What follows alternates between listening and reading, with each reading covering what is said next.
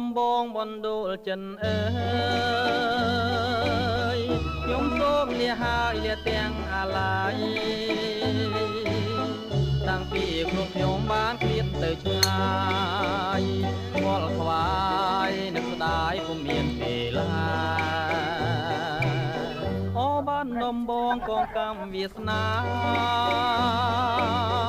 ដែលខ្ញុំប្រាថ្នាគ្មានពេលទំនេរបើសិនជាគូខ្ញុំពីបុពេសូមឲ្យមានស្នេហ៍នៅឃើញគ្រាដើមកូនឡងយូរឆ្នាំចាំទេសួនមានតែរូបអូនដែលជាដងហើម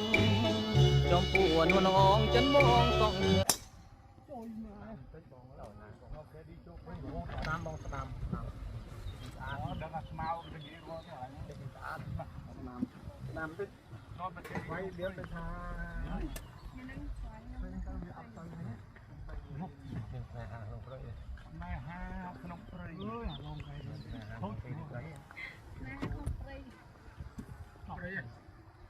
បាយមើលវិញចង់នាំកាទីដើរបាយព្រៃមកដល់បាទអូខេជិះបាយ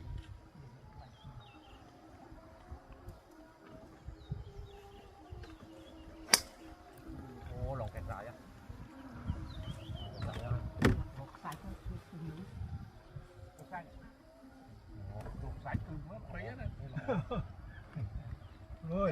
ព្រៃទៀតយកតែឯង